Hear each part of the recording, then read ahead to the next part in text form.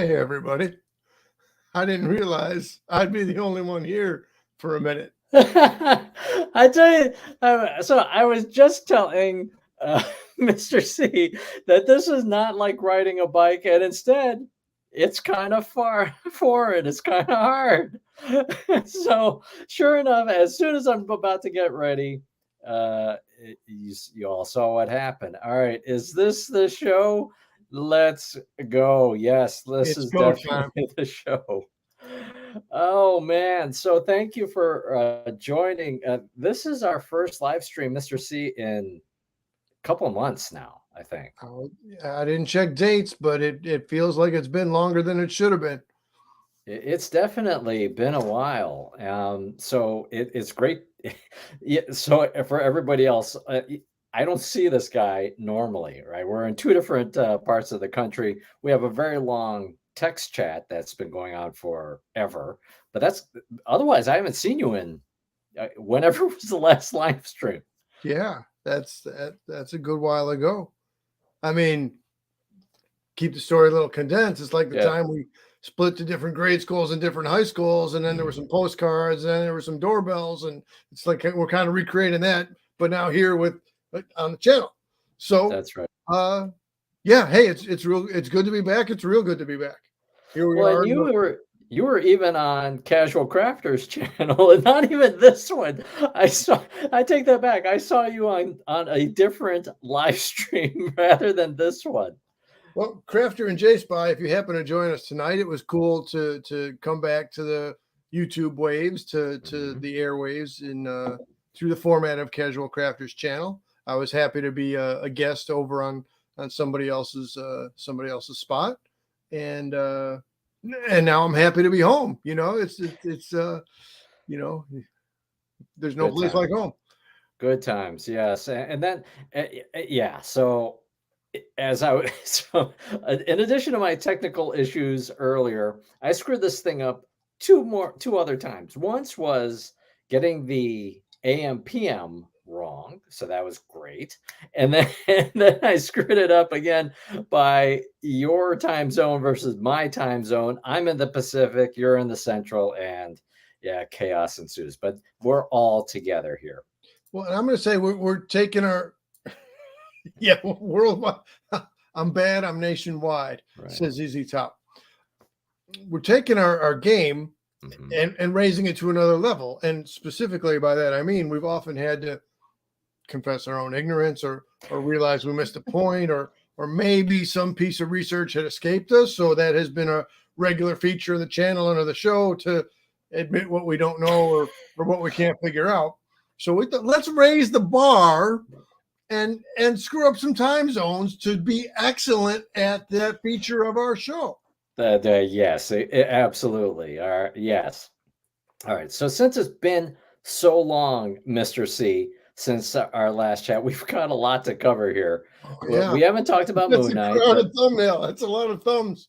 Right? I mean, we haven't talked about that. We haven't talked about Doctor Strange. And I would like to cover Celebration and Kenobi, probably first and foremost with today.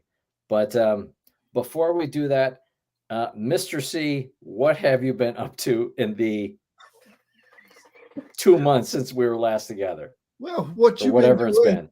been. Well, you know, look, cough came to me as if it was on cue. Let me circle around here. You continuing on the channel without the live stream format, you had posted some pictures of when Star Wars Celebration was right here in the Windy City. And that was a real nice video that you did, by the way.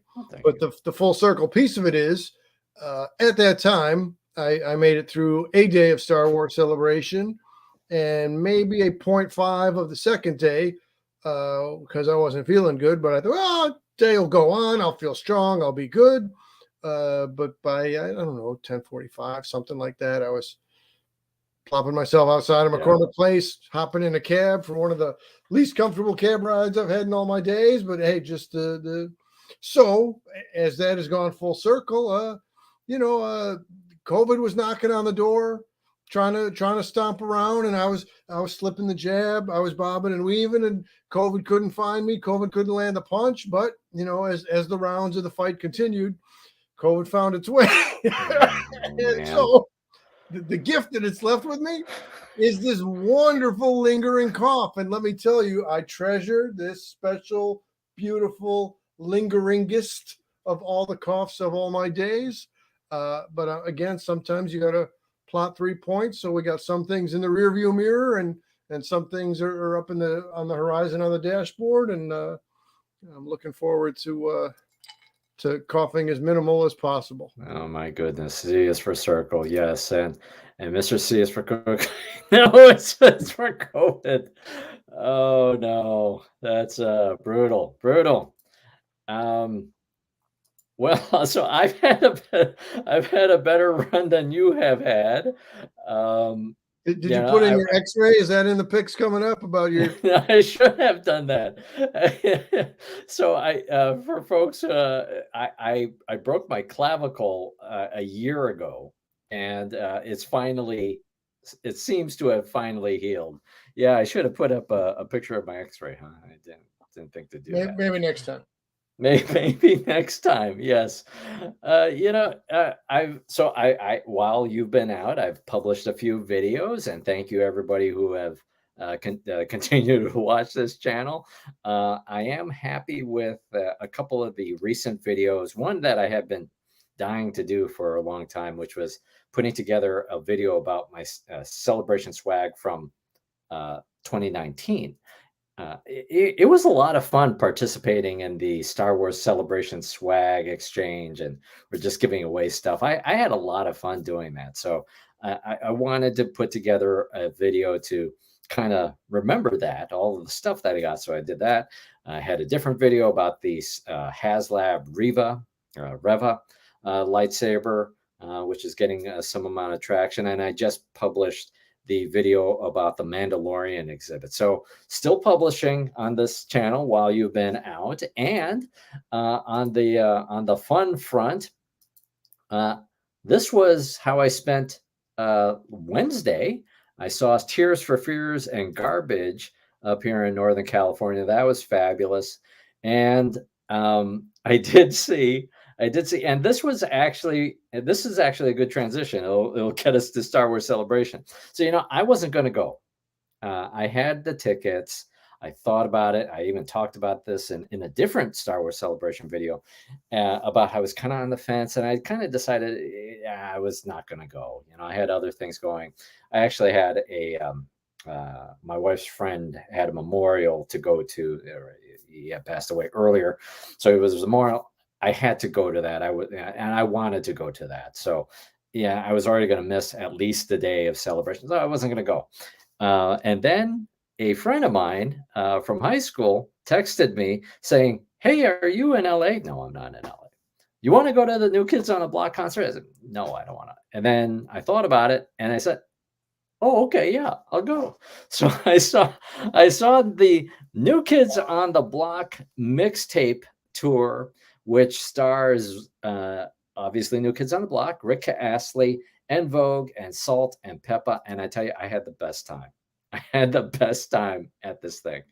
And I used that I worked around that event to go to Star Wars Celebration on the Friday and the Saturday. So that was last weekend. That's crazy. It was just last weekend.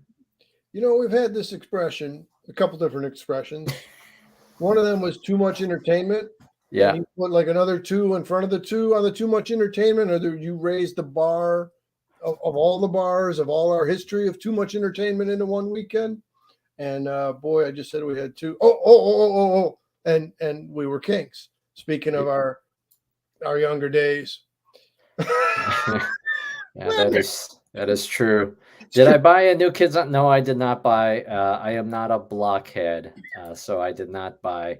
Yeah, well, I mean, it was a well attended concert. It was more diverse than I had expected. I mean, certainly there's a large quadrant of people of similar age for sure, but it was a good event. You know, I don't know what else to say about it. Anyways, so It's an unparalleled strike that you made. You fit in Star Wars Celebration and a live music show all in a select number of hours. That's the top of the game. yeah, though, it's awfully hard with, Star Wars Celebration. There's too much to see, really. It's a 4-day event, right? I had a 4-day pass. As I said, I was not going to go to one of the days, and I just thought, well, I'll go for a day. I'll go for a day.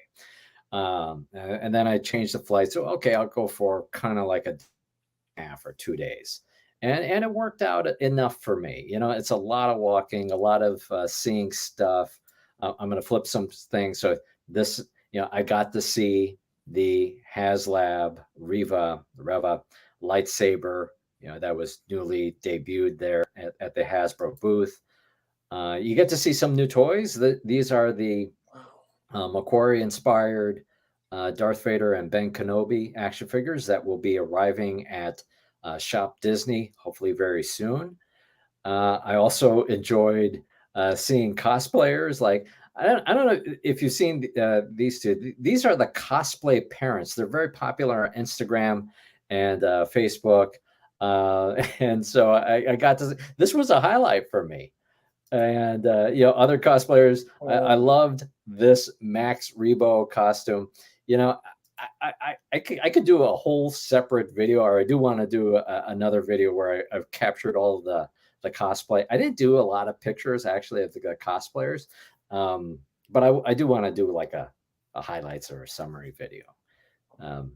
But I think the true highlight for me was the Mandalorian exhibit, and so this is just one of the many shots. Again, if you want to see the longer video, there's a separate video that we have for this. This is, I assume, Ahsoka's spaceship. They also had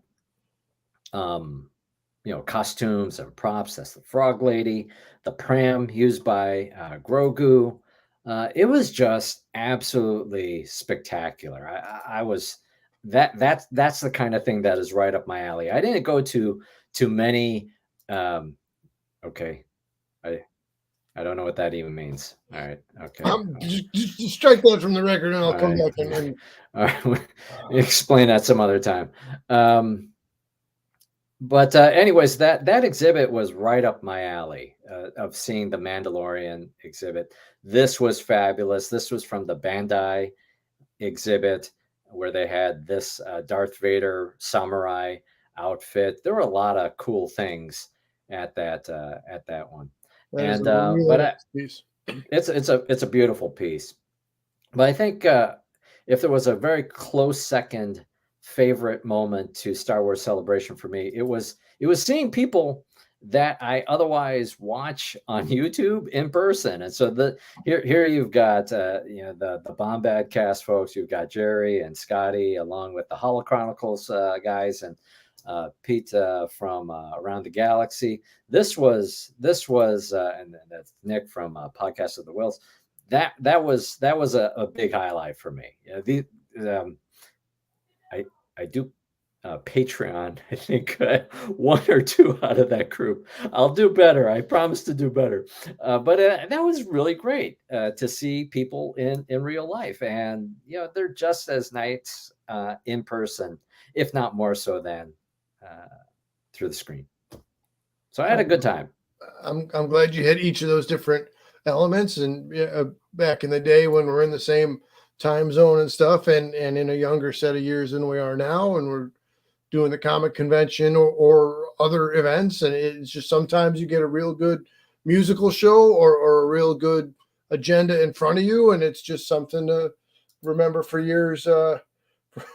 Where's the cantina? There wasn't a cantina exhibit at Star Wars Celebration, and I didn't go to see because of the finite amount of time. And again, I hadn't planned on going, so I hadn't signed up for the panels or anything. So I was just sort of kind of free flow. But I did get to go around, and yes, so I posted this on Twitter. I got to go to the Dresden, which is what I have wanted to do for a really, really long time since Swingers came out. The Dresden was like this almost like fabled place. It just seems like the perfect bar in the movie Swingers. And I tell you, being there in person on a Friday night, it was kind of dead in there anyway. But it was just the best. The bartender was awesome. The cocktail that I had on Old Fashioned was just perfection. I love brown liquor, and I do love when the brown liquor is served with the perfect ice cube, the very large. It was perfection. It was sheer perfection. I loved it. If we ever get to go to LA, Mr. C, that is a field trip we need to do. It's on there. Excuse me. I need to drink something. Well, while you're doing that, let me jump back. And a certain Shy Star G, as he's calling himself in current topic here, it's got a certain event coming on the horizon here in about 48 hours. But that being said, sometimes you got to strike early, and in that early strike, he's like, what's the place we went to the one time back in the day where they put the fries as an ingredient, as a condiment onto the hot dog?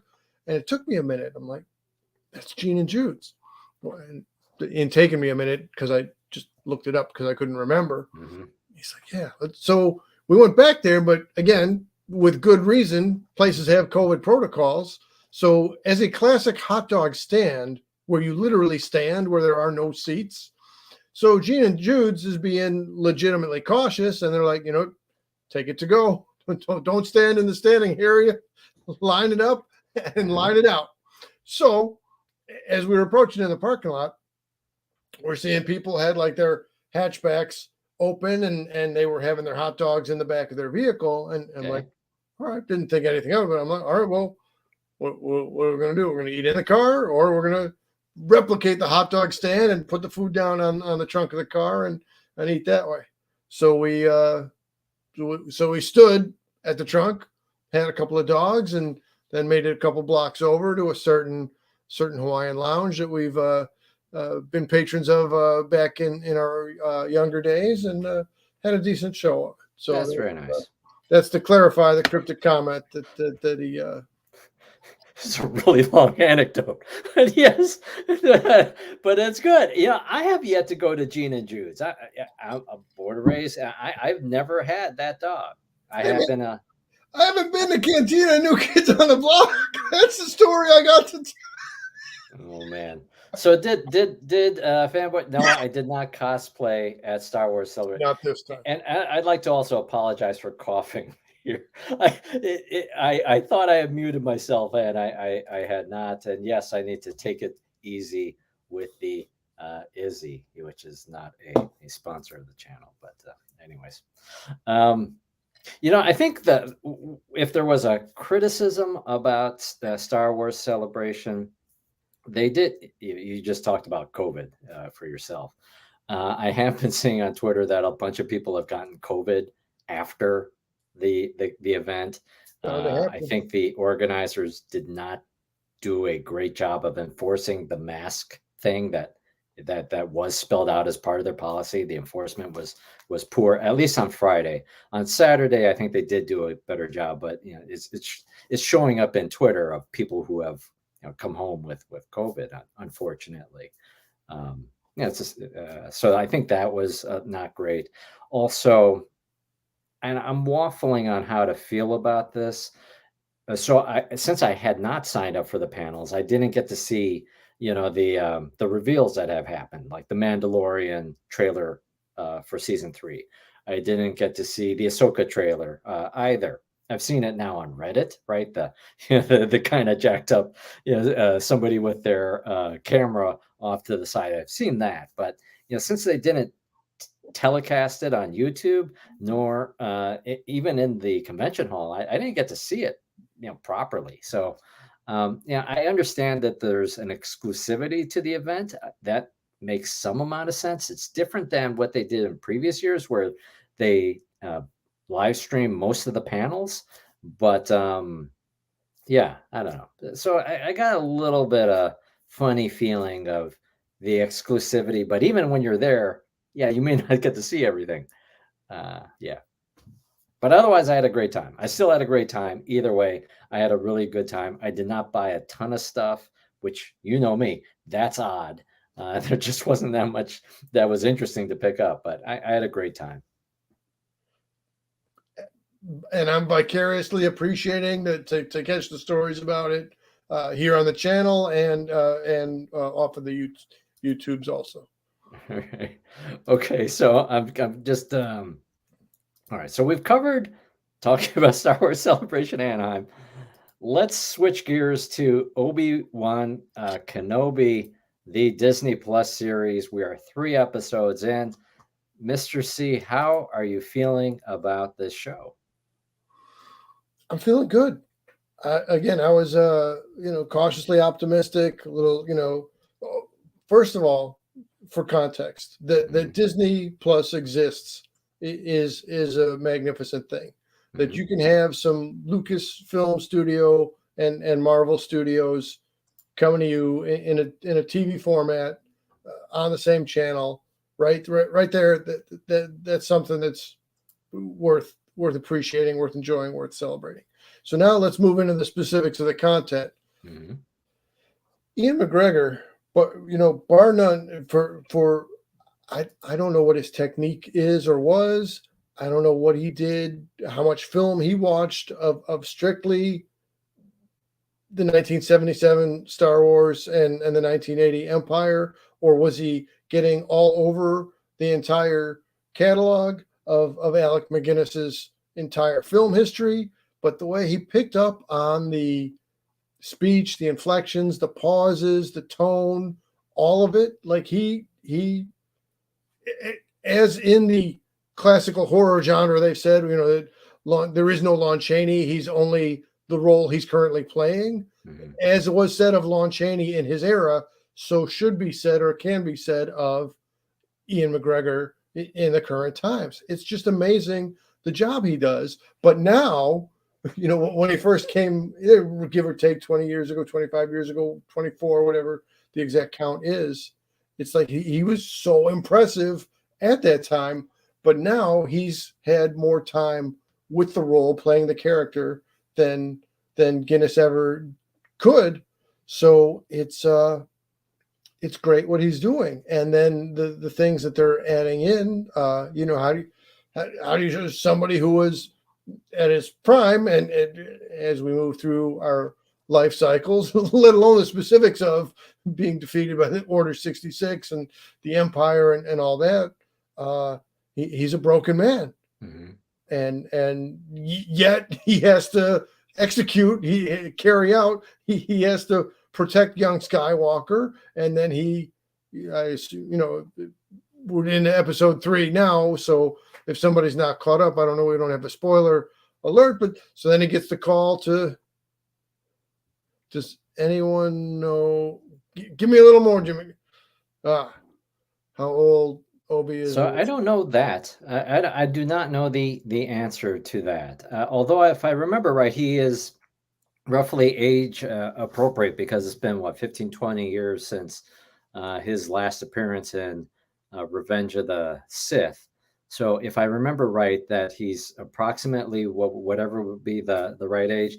The time is kind of different though, because it's been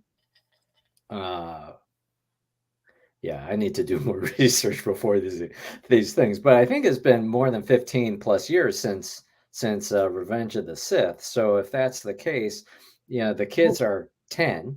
Right. Now. Luke and Leia are 10.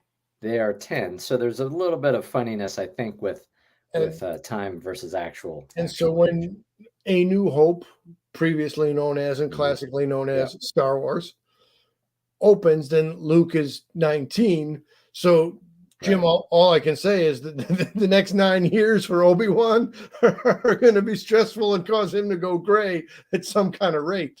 Yeah, the teen years can be the teen years certainly can be taxing on any parent, much less a Jedi trying to make their way in the sands of Tatooine.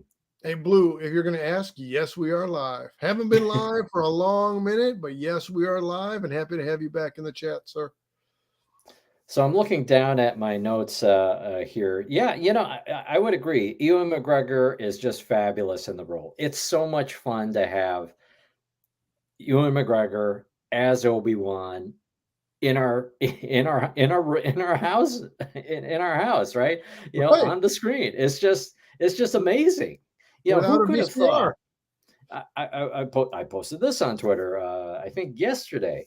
Yeah, there's a lot of angst, unfortunately, from a certain quadrant of people that don't like the show. But for me or for us, we're of a certain age where we saw Star Wars when it was new, and then it was Return of the Jedi, and that was it. Right, there was nothing else. Maybe you had a Betamax tape of the holiday special or bootleg of the movies from somewhere, but that was it. And then later there was a Caravan of Courage and then the Ewok Adventure. I haven't watched either of those since they were on, I think, ABC back in the day. It's just sort of I didn't enjoy it that much. So we didn't have anything for a very long time. And so now that there is anything that makes me happy. I'm grateful that we've got this, and I'm grateful that there's this caliber of talent and special effects and all of that. It's just absolutely wonderful. Yeah, we need yes, we need the Mandarin. Maybe the Mandarin will show up. But if there is a criticism that I have of the show, it is a little patchy in the writing. It's not sheer, perfection. There, I would agree with the criticism of episode 1, where Leia is running from Flea from the Red Hot Chili Peppers, and and it's like these bungling bandits that can't seem to catch a 10-year-old. And it was like, okay, this could have been done a little bit differently. And there's also, I think, some valid criticism about episode 3, where it is a mind-blowing episode, right? Oh, so we should have said how are we going to manage this? Are we going to go spoilery or no? Hey, spoiler. All right. So okay. I mean, Cover your ears, and then we'll wave or something when we're done. But with the third episode, it was a mind-blowing one. I thought it was amongst the most scary Star Wars anythings that I have ever seen. The combination of the brutality of Darth Vader is just something that we haven't seen, other than since the slaughtering of the younglings, probably. It's just it was absolutely terrifying. And the dragging of Obi-Wan, just trying to put it in the face of how you like to be burnt, like oh man. And also Reva is Reva or Reva. She's the third sister, is very scary. I mean, she's a genuine, I think, a well-crafted villain. I have no comprehension of the criticism of her character or her performance. She's the standout for me, really. I'm liking the show, but there are the moments of patchiness where could have been a little different. So let me spring this on you. Go. What is your favorite Red Hot Chili Pepper song? Oh, what's the Under the Bridge? I don't know off the top of my head. I'm going to go with that. I really love Higher Ground, which I know is a cover of a Stevie Wonder song. Okay. But Under the Bridge would be my next choice. And in the comments, yeah, she's a loose cannon. She's very scary throughout, and I'm very interested in what's the motivation.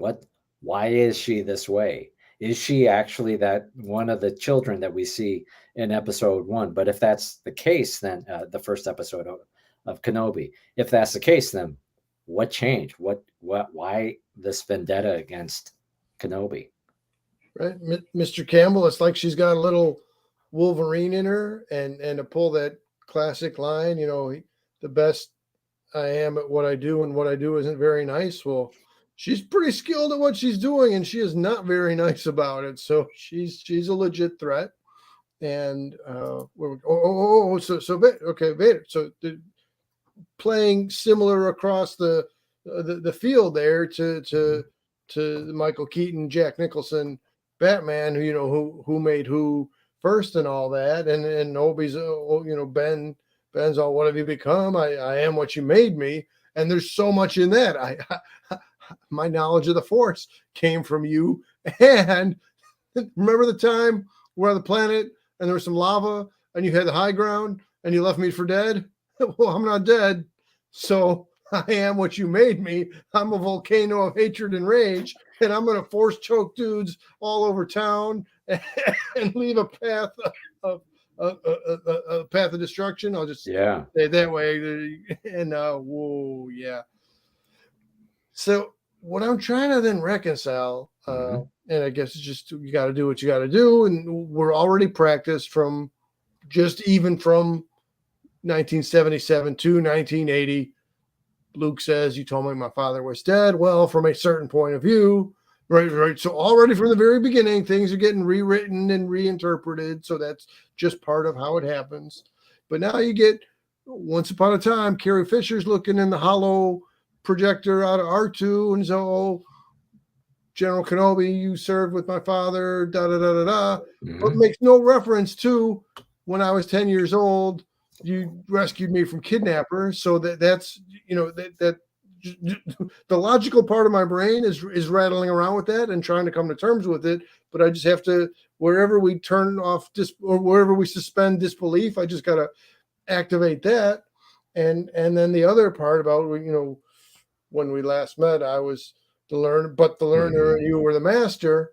So as far as that classic quote, I wonder if then now in these other 3 episodes, is there going to be, as part of Obi-Wan's, as part of Ben Kenobi's redemptive arc in battle, is he going to pull some Rocky Balboa comeback and defeat Vader in lightsaber play, which would allow that quote to stand better, or maybe not, or maybe I just got to, again, leave it ride that everything's not going to match up in a perfect alignment. Well, but you're bringing up a good point, and that is among the key points of criticism about the show, where, there's that element. It may not quite make sense. It may not quite sync up. But you also raised the valid point. Even across the movies, there is some funniness, right? Even in Empire Strikes Back, right? Luke kisses his sister in a certain kind of way, and then there's that also. It's another kind of a classic problem. Example. It's kind of a problem. Or even between the original trilogy and the prequels, right? That came out some years later. In Return of the Jedi, Leia says, or Luke asks Leia, "What do you remember of your mother?" Right, and then we see in the prequels, well, actually, she should remember nothing because she dies dies in childbirth. So even across trilogies, there's issues. Across movies, or maybe even in the same movie, there's some kind of funniness. I think for myself, I get that Star Wars or A New Hope is sacred for some folks. It is my favorite movie because that is how I was introduced to the franchise, and if it is on TV, I will watch it. From that point on, I get that, but the movie's 45 years old. So if we're going to be trapped, it's kind of like the ball of twine or the cobwebs or whatever kind of analogy that Star Trek is in, right? You got the sanctity of the canon. And I get it. I get it that there's a fan base that is wedded to it, but then it just sort of, you're painted into a corner. So I'm hoping that some of these things will make more sense, but otherwise, I'm glad that there's any stories. I'm glad that we're watching this stuff, and if they got to make some amount of changes so that we can tell a more rich story, I'm okay. Speaking of funniness, so Obi was never was no never was concerned about Leia. Yes, I mean that's seems like enough to watch over her. I mean, this show is not panning out how I thought, which is fine. I thought it was going to be about Kenobi watching over Luke, and we have our adventures on Tatooine, and they somehow get off world or whatever, they come back. I thought that was going to be a story. I did not expect it was going to be a Leia centric story, so it seems, in this series. But yeah, you would think, oh, maybe look after that one. I think, and I don't know, right? I'm not, nobody's paying me to write this material, but I'm thinking it's kind of like for mind reading powers as they express themselves in Marvel comics and maybe a little bit on the DC side also. But so goes that dynamic, as does the explanations about the Force. And so maybe because Obi-Wan was being more Ben Kenobi and had powered down, maybe he, things were cloudy. Maybe by episode 5, the Force Ghost of Qui-Gon is going to come in and have some kind of reason why he couldn't figure out Leia was Force sensitive or what have you.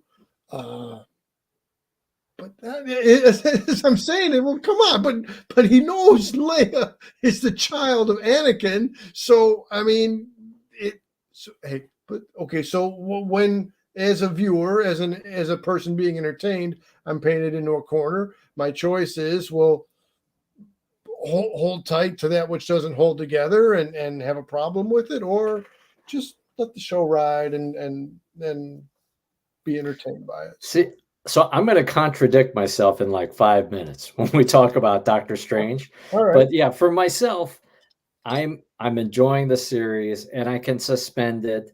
If I think about it too much, then it kind of, some of it's not going to make sense of the story choice that they've made. But I'm in for the ride. I am enjoying it, and I really enjoyed the third episode in particular. It feels like it's clicking on all cylinders. I enjoyed the first and second ones as well. I liked seeing Kamal Nanjiani in the series. That was cool. Yeah, it was really cool. 1 minute he's an Eternal, now he's a fake Jedi. So yeah.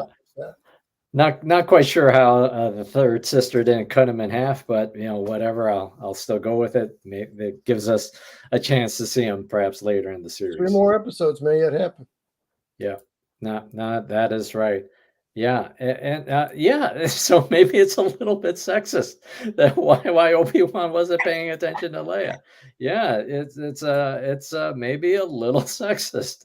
Yeah, I don't know. Hope not. You would think after this actual interaction that because he's asking some questions in episode 3 that seem to be feeling out, explaining the Force or just trying to get a read, or Leia comes up with, "You knew my mother, didn't you?" It's like, okay, this should have been a trigger of some kind. Yeah, Jim Campbell is correct. Seems a little bit funny. I'm just looking at my notes and also on time. Two last things I want to say. I am curious about the brother that he mentions. Yeah. That he had a brother. That's opening some doors. I mean, that's interesting. Is that the distant, Jedi figure that we see out in the distance in episode 3? I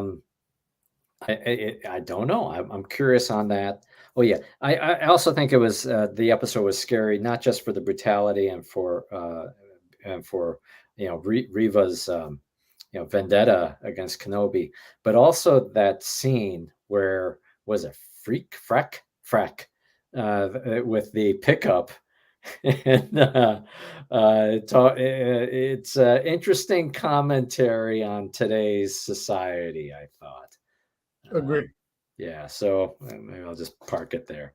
It is very sad. It's genuinely sad that I don't know if you saw this one. It was quite the big deal. But the Star Wars social media team put out a statement about the racist attacks on Moses Ingram, the actress who plays the third sister, and then Ewan McGregor put out his own video, filmed in his car apparently, on the topic. It's a sad commentary on fandom and where we're at today. Yeah, it is. Yeah, it is. All right, and so when's the next? So it's still this live stream right now. Appreciate it. But then, it's the Mandarin. Mandarin, we've been waiting, man. Good to see you again, Mandarin. You guys keep doing, yeah. So, well, it's been a while. It's been a long time, Mandarin, since our last one. It's been weeks, if not months, at this point. All right. So, should we shift gears to our last two topics with 19 minutes left because we're trying to keep this to an hour? Doctor Strange and in the Multiverse of Madness. So I again, while you've been out, I did put out a video about this. Oh, yeah. I did put my review of Doctor Strange and the Multiverse of Madness. I have not heard yours, although I think. Well, here we go. Counterpoint. So we watched the same film apparently. In different locations, in different times, and all that stuff. Right. But the actual content that was processed was the same content. However, like a painting, like a song, like whatever else, I think I've gone this way before on the channel. Very, very different take on what's going. So for me, what did I like? Opening. So, hey, look, there's Doctor Strange and Wanda. Just from the beginning, like, okay, Sam Raimi's coming back. So you could tell right away it was a Raimi movie. And I'm I have no degree in the theater arts or filmography or what have you, but just the camera looks like it's Sam Raimi camera work. The cinematography, the angles, the lighting, all these things that I don't really have any kind of true knowledge about. It's all, so it's like, oh man, it was comfort right there. Okay. And for Raimi unto himself as a director, and then factor in that the Spider-Man trilogy, the Tobey Maguire trilogy. So who came up with Spider-Man? Well, maybe a little bit Stan Lee, but definitely Steve Ditko, your first penciler. And who was the sole creator of the Doctor Strange character? Who completed, it was only a few pages, 5 or 6, I forget the exact count. Who submitted the Doctor Strange character as a completed story before Stan got his editorial hands and eyes around those pages? Steve Ditko. So now we're in the Marvel lineage, in the deep cuts of things. You've got the same director putting together the Spider-Man movie, and give or take 20 years later, putting together the sequel for Doctor Strange. So right there, I'm enjoying myself completely. Additionally, then, as other Raimi staples, here comes Bruce Campbell's cameo, the same way Bruce Campbell had his cameos in the Spider-Man pictures. Here comes his cameo here for some comic relief. Some people didn't care for it. I sure did. I thought it was really, really good. So I had a lot of enjoyment. I'll go to a little bit of criticism and then come back to other stuff I enjoyed. Was it too abrupt of a character turn when last we saw Wanda? Yes, she had held an entire suburban town, mental prisoners and physical prisoners, had taken over their will. That's some next level supervillain material right there. But there was a redemptive arc, but we knew that there were some complications. Mm-hmm. But it seemed she ended on kind of a positive note. So all of a sudden, fast and with speed and with intensity, here she is in full villain mode and take no prisoners and all of that business. So yeah, that was a bit jarring. Maybe they should have connected the dots a little bit more. Other people felt that the dots were there to connect on your own. So I I could see how someone would criticize the transition from Wanda on the WandaVision show into this sequel for the Doctor Strange movie. That being said, just the other stuff I enjoyed. I think Elizabeth Olsen's acting was what a range. Then you're going from, the sitcomish and multi-layered stuff that they had done off of Disney Plus her previous Avengers film work. So just as showcasing her range of emotion as a actor across the years, she nailed it. I thought all the acting was really tops, and just again in that deep cuts Marvel way, the Inhumans TV production, and it did have the first few episodes were also put to IMAX. That was not the most well received. In fact, it could arguably be the worst interpretation of Marvel intellectual property in this current era. But here comes in a very cameo, very select, had a purpose kind of a role. Here's Anson Mount, the same actor, in a more traditional Black Bolt outfit. And just the look of it, like that had to be good for him in the same way it had to be good for Tobey Maguire to come back, in the same way it had to be good for Mark Hamill to come back. And sure, I'm taking bigger things that are more iconic than the Black Bolt character. Star Wars, the movie, any one of them was a bigger deal than the Inhumans interpretation, but so smaller, less of a big deal, but the same kind of idea. That had to be great for Anson Mount to be able to come back. And the whole thing, playing off of what we got to see from the What If. Here's Captain Carter, Haley Atwell, then you got Captain Marvel, but the Professor X. And so blending in again with the what ifs and the alternate madnesses and the realities, here's the cartoon variation of Professor X's yellow chair based on his chair that he got from the Shi'ar Empire from his girlfriend, his alien off-world girlfriend didn't want him just in a wheels anymore. So it's a floating wheelchair or a hover chair, that's the exact depiction from the X-Men cartoon. Play a little of the X-Men cartoon theme. And that was just such a consistent thing. Here's Professor X. He's the chips are down. He wants to, he doesn't want to have a witch hunt. He wants to see if this Doctor Strange before him was, well, he can read minds too, so he could be deceived anyway. So he had the right idea what to do with the lead, Stephen Strange, and just the way he tried to rescue Wanda from Wanda was so classic. And I didn't want to see him pass again and get his neck snapped, and that was kind of. But it was good movie. It didn't feel nice, but it was good movie to see it. So and then Zombie Doctor Strange, great visuals and a great expression of some creepy stuff. So for all those reasons, and Reed Richards making yes, there were the other two Fantastic Four movies, but now here's a current interpretation of Reed Richards. So I thought all of that was well played, and all of these things are what made me really enjoy Doctor Strange Multiverse of Madness.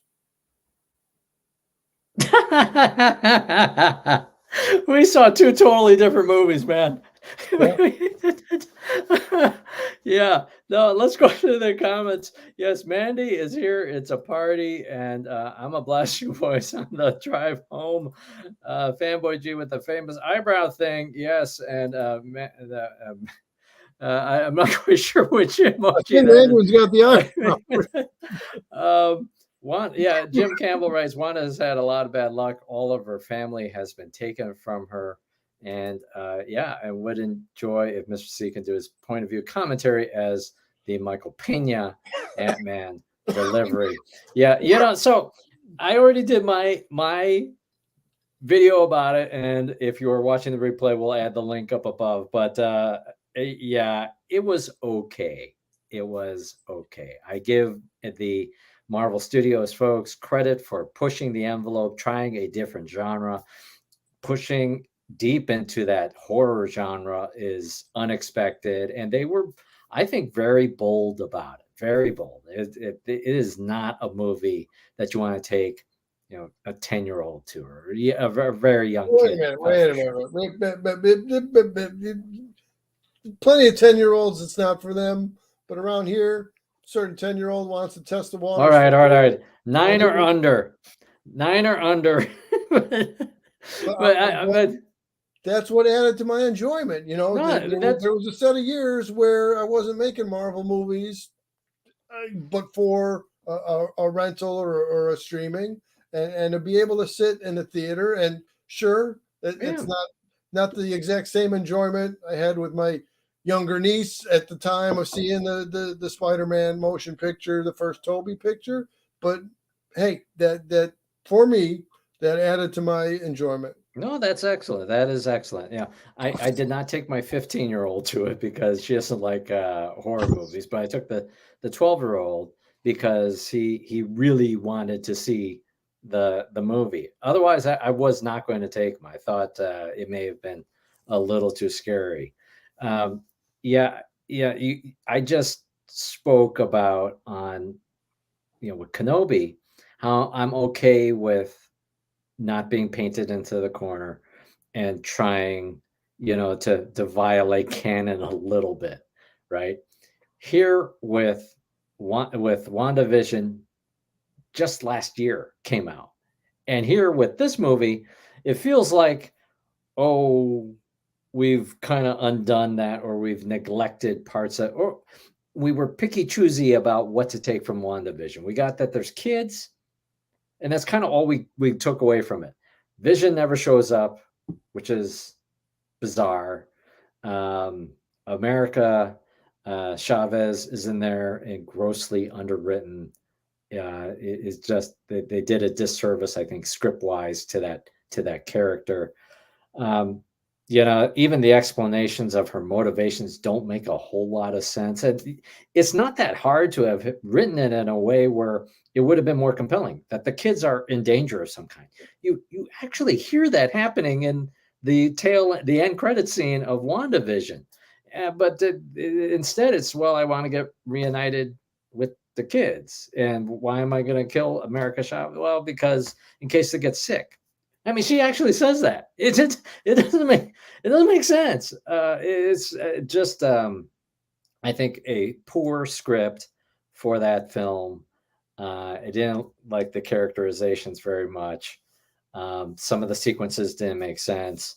The whole Illuminati thing could have been exciting and interesting, but it's all chucked away because everybody is dealt with. And so, it just didn't work for me. Well, the Illuminati part of it. Yeah. Who knows how much more Patrick Stewart may or may not be able to put together towards the MCU. So if that's the last shot we have of Patrick Stewart, he was very true to character in it.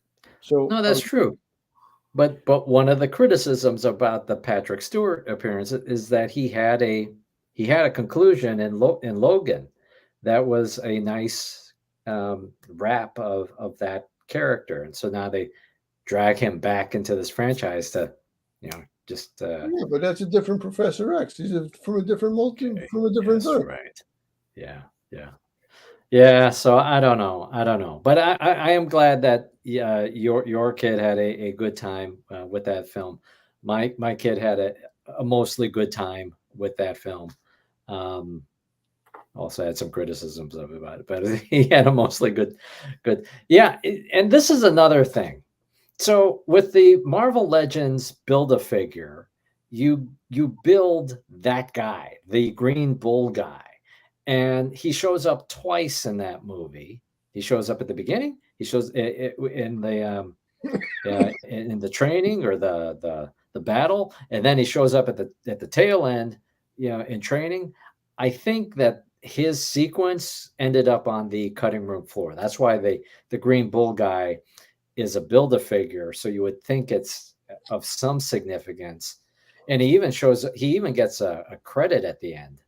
You see his face and all that, but he's got maybe 2 lines at best, rounding up.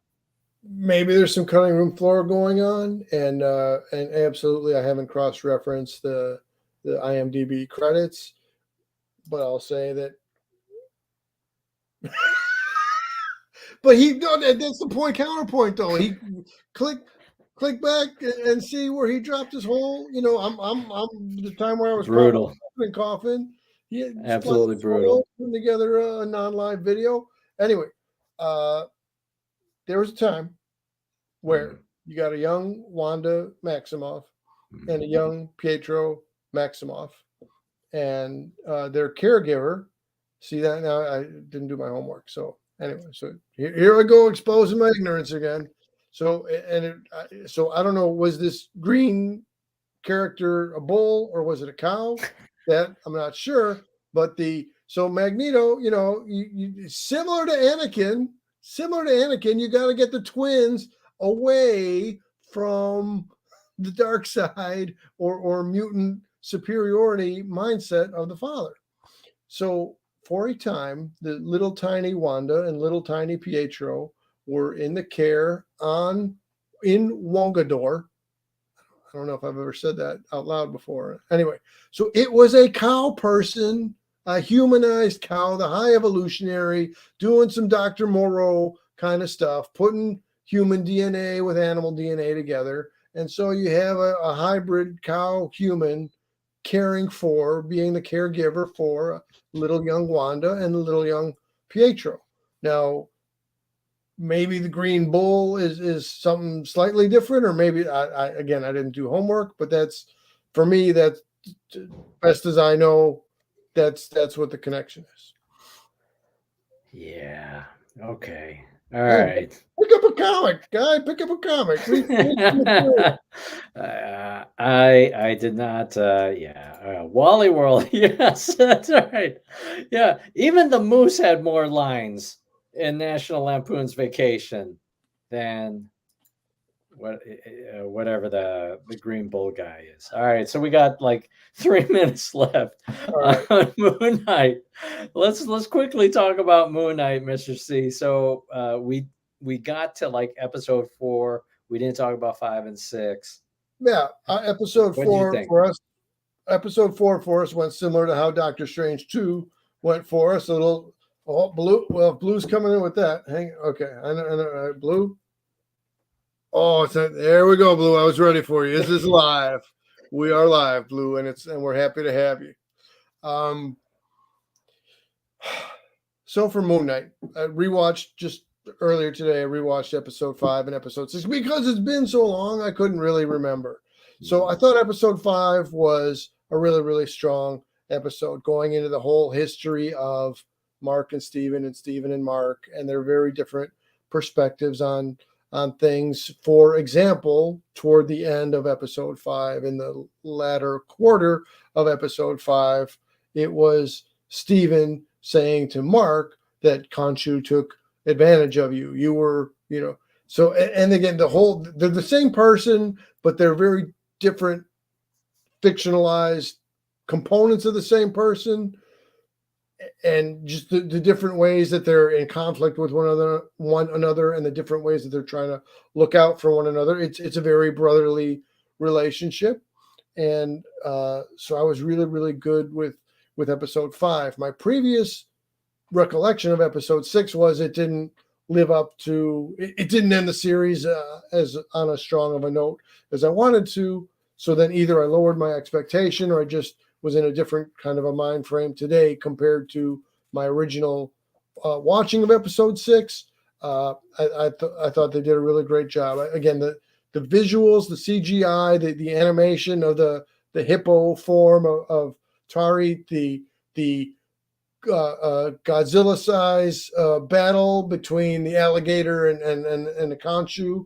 I like that. The two battles simultaneous. It did a lot of really good stuff. And again, maybe it could have taken different or better turns in certain spots, but knowing now what I didn't know before I watched any of it, am I glad that they made these 6 episodes of Moon Knight? Yes. Will I give them another rewatch at some point? Most likely. Some spots didn't work out so smoothly, but you know, what are you going to do? Overall, I had enjoyment of it.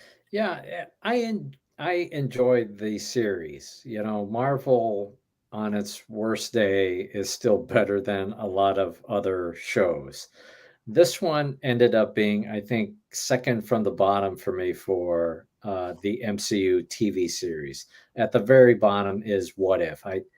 That didn't work for me, it is very strange for me why it didn't work, because the premise of that show should have clicked, and it just didn't. It didn't work for me, and how it was executed.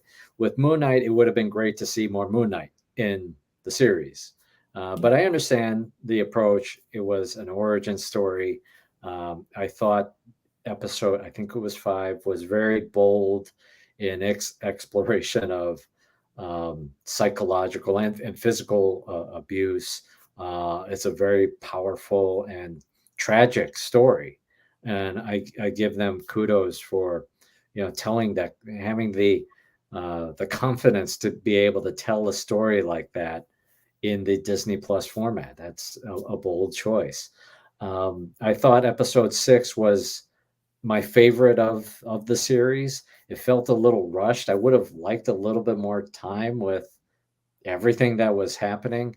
Ultimately, my favorite was seeing Layla. She was my favorite character of the series, so not even Moon Knight, but Layla, who is the Scarlet Scarab. Marvel Studios has said as much there, so that's cool. We have an Egyptian superhero, but yeah. Mixed feelings about the series, but it was fun. It was fun. Yeah, Layla the character is an excellent pivot from Marlene, and I guess as long as we're, I know we're a little, Yeah, yeah. anyway. So back when we were, you know, around episode 3 or what have you, I had said that the Donnie Iris and the Cruisers song was Marlene, and I was wrong. That's not for a minute I knew that anyway. So I just Yeah. error correction there. She's a great character. The actress is doing dynamite interpretation of her, especially she's kind of going from scratch, because you know she's not the blonde United States born daughter of a top archaeologist. So she, you know, they took some of the skeleton of that, and there's still archaeology, but transferring them to characters who hail from Egypt only makes sense. She did really great. Yeah. Yeah. All the acting's really, really Oscar Isaac. You know, again, I feel Mark Hamill certain times in his career deserved a little better. Oscar Isaac certain times in his career deserved a little better. So just really pleased that Oscar Isaac had this as a vehicle, and looking forward to either a season 2 or Moon Knight coming to the big screen. Yep. Blue Sasquatch says, I'm still waiting on my coffee cup. What? Where's the email, Blue? It's the Fanboy Cantina at gmails.coms. Get us your stuff, man. You had a t-shirt coming on the way. We didn't get to the coffee cup shop yet, but that may happen in the future. All right. So Blue Sasquatch, yeah, email fanboycantina at Gmail. Yes. We'll find a way, Blue. We will find a way to make it. Just we're gonna I don't have a coffee cup. Post office box some kind of a way. And as I did wear the Fanboy Cantina shirt on the Star Wars Celebration Saturday, and so I was able to show, yeah, I'm that guy on Twitter, you know, that guy. It's to some people. So that was cool. All right. So okay, fine. We'll find a way. LOL. All right. So we're 4 minutes later than I thought we would be, right. but we had a lot to cover here, and we probably were really quick. We got to recognize our Jim Campbells and our Mandarins and our Blue Sasquatches. And as I held up a little minute ago, as Blue asks us every time, is this live? Yes. And Mandarin shout out. And Mandarin refers to us as homies. So, homie Mandarin, There you go. We're happy to have you on board. Very nice. Very nice. So we should do this again. Hopefully, we get back to a rhythm of some kind. Hopefully, we can get Casual Crafter and J Spy back. And we had tried to pull something together. We'll get there. We had some logistical things, so we would like to have that happen. I am watching The Boys. I saw episode 1 and 2 last night. I hope to see 3 later this evening. I haven't watched Stranger Things yet. I don't know why. Maybe it's been a while since season 3 wrapped up, but I do plan to get to it. In a no spoiler way, I got episode 1 and 2 of Stranger Things haven't been viewed. That I have watched episodes 1 and 2 of Stranger Things, and talking about pulling a Raimi and ramping up the horror. It's I'm all in on Stranger Things, and then I should again know more. But so Ms. Marvel, targeted for a younger set crowd, but I'm definitely going to give Ms. Marvel a look also.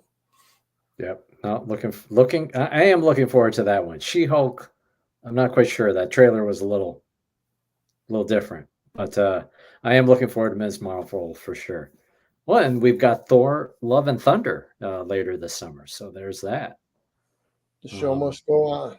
I don't know if you've seen. Are you going to see Top Gun Maverick? Are you going to Haven't read it yet. Am interested in doing it.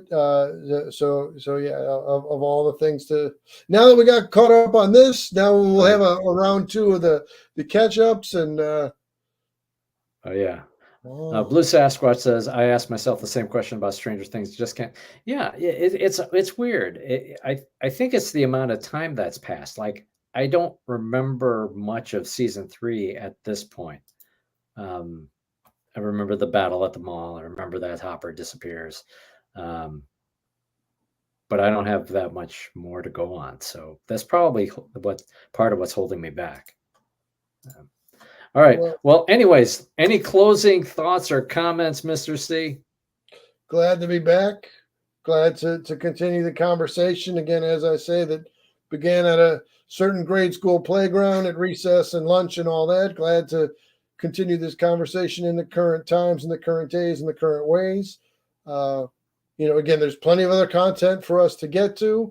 I'll just say one specific thing that I'm looking forward out of Thor. In your Clash of the Titans, in your whichever other way you've seen Zeus interpreted on the big screen, it's got the British accent. So I'm liking the choice of Russell Crowe to go with the fake Greek accent. And even if and I know there will be, though, even if there was nothing else for me to latch onto out of Thor: Love and Thunder, the fact that we have Russell Crowe interpreting Zeus with a fake Greek accent, I'm there. Oh man, I just feel like my expectations got a bit lower. All right. Yes. Okay. Yeah. Thanks, Chester. What if Russell Crowe drops the key question? You like the juice? The juice is good. Great. That's great. All right. Well, thank you so much, everybody, for watching. It's great to be back. It's been way too long. Obviously, this episode was really long, and we kind of compressed our discussions because we had to wrap up Moon Knight. We had to talk about some other things too. So glad to be back. Our run times over our other stuff, man. This is right there. Consistent. All right. Thank you so much for watching. If you could do us a favor, hit the like, hit the subscribe button as well. Hit the share button if you're so inclined. We do appreciate it. Hey, Junkyard, hit us up. Now we got to figure out how to go from t-shirts to coffee cups. We'll figure out. That's right. Okay. Well, thank you so much, everybody. Thanks for watching. Take care. This has been the Fanboy Cantina. Take care. Good night.